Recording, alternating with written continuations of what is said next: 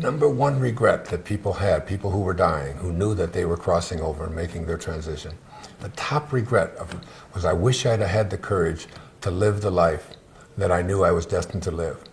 In other words, that I had a purpose, that I knew that there was something greater that I came here to do, that I signed up for something other than just to fit in and to go along and to follow somebody else's rules. And most of us are not, don't allow ourselves the freedom to listen to those internal callings, those things that we all feel are just so important to us.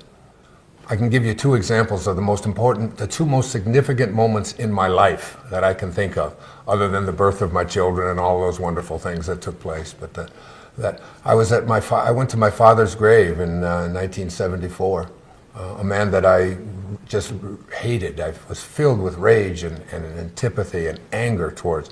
And I was called to go there at the age of 34. And I went there because I was just angry. I wanted to make a connection. I just couldn't believe that this man, he'd been dead for 10 years and I had just found out.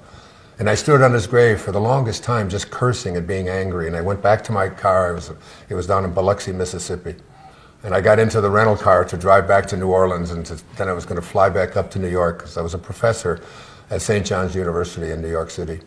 I had been thinking about wanting to write and all of that, but nothing was going right for me at that time. I was out of shape, things weren't working well, I was drinking, I had been doing drugs, I was in a bad relationship. My whole life was just not on the kind of path that it is on today.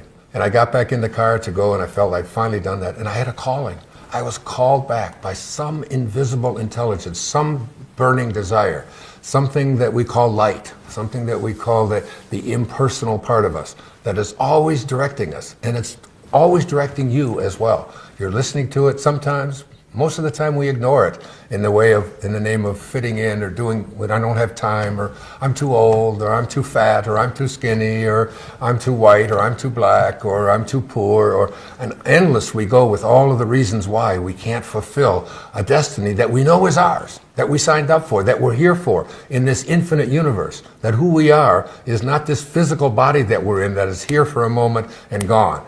Who we are is this infinite intelligence, and we forget that. The same intelligence that created this infinite universe that never ends is you. You manifested in this infinite, divine, organizing intelligence. You're a part of all of it.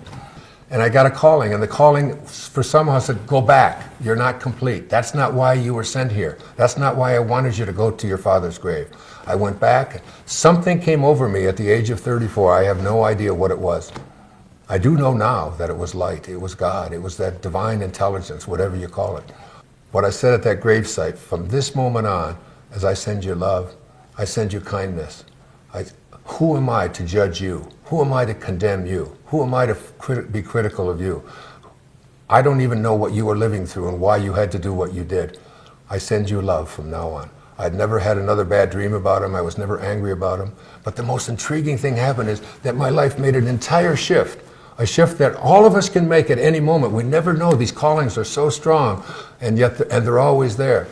After I left Biloxi, that I flew up to New York, flew down to Fort Lauderdale. I had 2 weeks.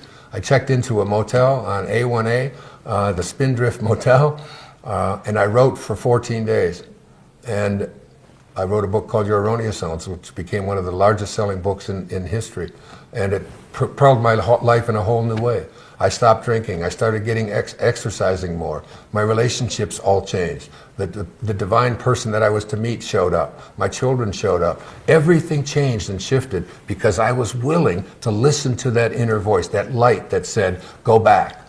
Another time, just a few years later, it was 1976, I was driving on the Long Island Expressway from where I lived in Huntington, New York, into the city. I was about to receive tenure, which at that time I was 36 years old. I had written 3 textbooks. I was a star there as far as they were concerned. I was going to begin, to live a life in which I was going to be a professor for the rest of my life. Tenure, guaranteed employment for the rest of my life, something that everybody at the university longs for. I was ready for it. And I pulled off the Long Island Expressway as I was contemplating that. And I sat on the side of the shoulder there for about a half an hour, just watching the cars go by, wondering and asking myself, do I really want to get tenure and stay here and do what I've been doing? I've already done this. I know how to do it. Am I going to be in the same office doing the same thing? Am I going to live 90 years, or am I going to live 1 year 90 times over and over again? And I decided that I just couldn't do it. And I just felt, this amazing moment came over of freedom. It was like it just was lifted off to me. And I got back on the freeway, got off at the exit at Grand Central and Utopia Parkway, parked my car right outside Marillac Hall, went up to the second floor, went into the dean's office, Dean Sarah Fassenmeyer, and I told her, I've written this book, and it's now just been published. It's called Your Erroneous Zones, that I wrote also as a result of another calling. And I said, I've got to take it out to the world. I've got to talk about it. I appreciate the fact that I could work here for the rest of my life, but it's just not something that I can do. These kinds of callings, we all have these. We know that we have a purpose. You already know that you have a purpose. You know, you're listening to that all the time. It's there. The idea that you can't do it or that you shouldn't do it or that my whole life has been impacted by listening and being willing to understand that. And there's a quote that I talk about at the seminar that'll be a part of this course and it goes like this. It's from William Blake. He said, if the doors of perception were cleansed, everything would appear to man as it is, infinite. For man has closed himself up till he sees all things through narrow chinks of his cavern, by William Blake. There are things that are known, and there are things that are unknown, and in between are the doors. And even Jesus said, I am the door. That is, the internal I amness within God is the door that you can open and discover so many new things.